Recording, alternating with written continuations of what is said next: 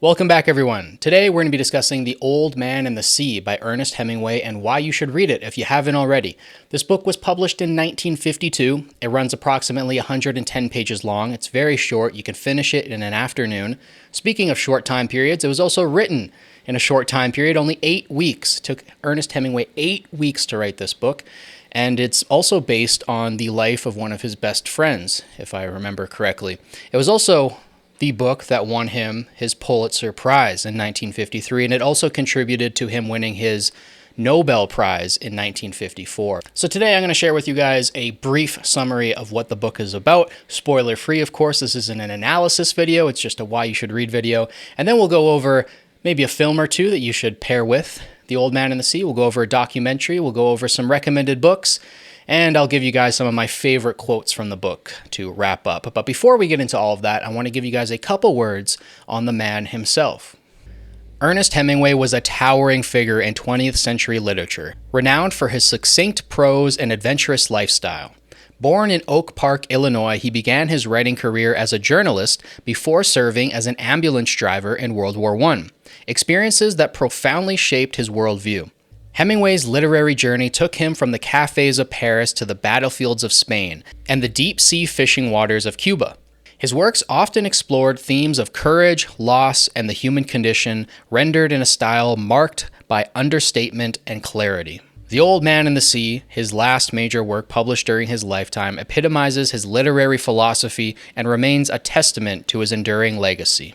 So yeah, hopefully that gives you guys a little bit more information on the man himself. Ernest Hemingway is one of my favorite writers of all time, and I think he's one of the most interesting writers I've ever come across. I'd put him in the top 10 or top 15. Like, he truly had a very adventurous and just interesting life. So I'm going to throw up on screen right now a biography that I would highly recommend if you want to learn more about Hemingway's life. I'll talk about a documentary on his life in a second here, but I myself on this channel eventually will provide a full biography video on Hemingway. We'll take an hour, maybe 2 hours, and go through his entire life and detail out all the adventures that he's had and, of course, kind of the end of his life, because it's a very sad ending to his life. And I'm not going to touch on that here. I don't want to make this video a depressing video. So I'll move on now, and I'll give you guys a brief description of the book. Again, spoiler free. Set in a humble Cuban fishing village, The Old Man and the Sea tells the tale of Santiago, an aging fisherman who has gone 84 days without a catch. Determined to break his unlucky streak, he ventures far into the Gulf Stream, where he engages in an epic battle with a giant marlin. This timeless narrative delves into themes of perseverance, dignity, and the relentless struggle between man and nature. Hemingway's masterful storytelling invites readers into a world where the sea is both adversary and ally, and where the true measure of a man is not found in victory, but in the unwavering pursuit of purpose. So yeah, hopefully that gives you guys a better understanding of what this story is about. I wish I could dive into the nitty-gritty details of the book and unpack the whole thing for you guys here. I will do that eventually in a book analysis video where we will go through this book chapter by chapter and kind of discuss the different themes in it.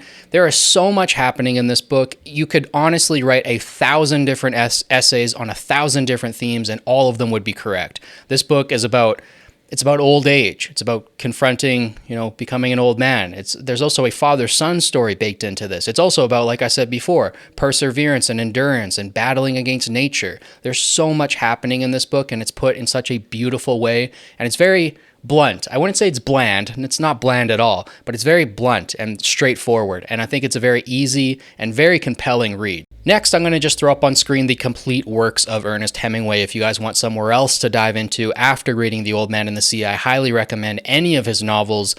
He's such a great writer that I truly think that just about everything that he wrote is of quality. I haven't read everything on this list, but I've read a great bulk of it.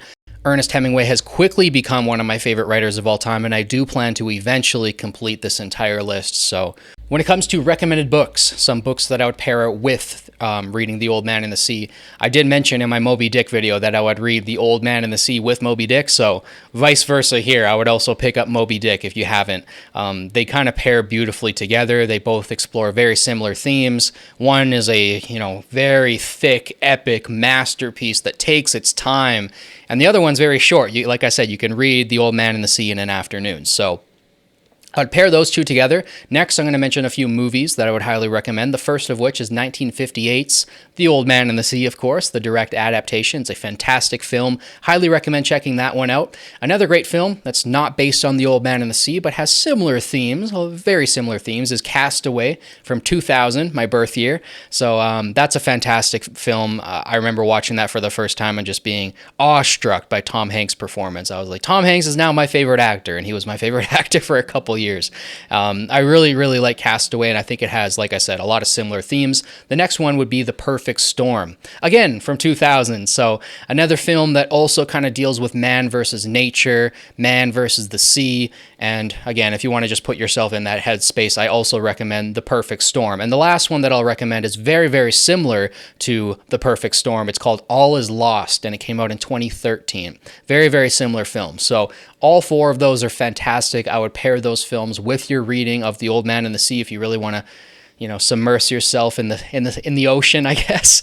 And I'll just mention one documentary for Hemingway. I think you only need one. It's kind of the gold standard when it comes to biographical documentaries on the man. It was very recently made, and it was made by my favorite documentary filmmaker of all time, Ken Burns. In 2021 released Hemingway. Highly, highly recommended. And if you like that documentary, I also highly recommend Ken Burns's Mark Twain documentary. It came out quite a while ago, but that one is also phenomenal. Ken Burns is probably the greatest historical documentary filmmaker of all time, and yeah, I highly recommend that documentary as well. Lastly, I'll just leave you guys with two of my favorite quotes from the book. They might seem a little bit out of place, but when you read the book, you'll understand the impact and the importance of these quotes. The first one is, "But man is not made for defeat. A man can be destroyed, but not defeated." I absolutely love that quote. I love what it represents. I love what it's trying to get across. The fact that man has this spirit in him to just keep going. It seems to be something very unique about us. It's the reason why we can not outrun predators, but we can run them down. We can outrun a horse. I think that kind of speaks to that, whatever it is inside of us that just keeps going. We can be destroyed. We can be obliterated, killed, and whatnot. But we can't be defeated. At least, that's the sentiment that Hemingway's trying to get across in his character here. The other quote that I really like is, "It is good that we do not have to try to kill the sun or the moon or the stars. It is enough to live on the sea and kill our true brothers." Now, I really like this quote too because it's kind of equating like all animals to our brothers, and we're kind of killing our brothers by killing fish. It's really interesting because we don't usually think of fish as our brothers in any way. Some people might extend that brotherly feeling to mammals, but to extend it to fish is going quite a ways out there. But I can see the connection there, and I think it's beautiful, to say that we're brothers with all the species on Earth, and to kill a fish, it might feed you, but you're also killing your brother. I think it's an interesting statement. It's also a statement that's also in Moby Dick. There's a very, very similar theme in Moby Dick. I can't give you guys a quote right now, but there's also this idea in Moby Dick that these whales are like our brothers, like we have a kinship with them. So it's very interesting. I find that quote very moving. So there's so many quotes I could give you guys from this book. It's really just phenomenal line after phenomenal line. There's so much packed into this book. So yeah, I think we'll wrap it up there for today. There is also, I'll quickly mention, a great audiobook for free on YouTube. If you guys are audiobook listeners, I'll throw it up on screen right now so you guys can go listen to that if you guys want. If not, pick up the book somewhere. It should be pretty cheap. It's only 100 pages. Usually you can find them for $5, $10, but go pick up a copy of The Old Man and the Sea, read it once, read it again, read it many times throughout your life because you'll keep coming back to it and you'll keep finding new things in it. It's a beautiful book. Please go read it. Come back to this video if you want and let me know what you guys thought about it. Or if you've already read the book and you're just watching this video for fun, let me know down below in the comments what you guys thought of The Old Man and the Sea. Thank you guys so much for watching. As always, it means the absolute world to me. Don't forget to like, subscribe, share with your friends to help boost this channel and the algorithm. I'll catch you guys in the next one. Peace.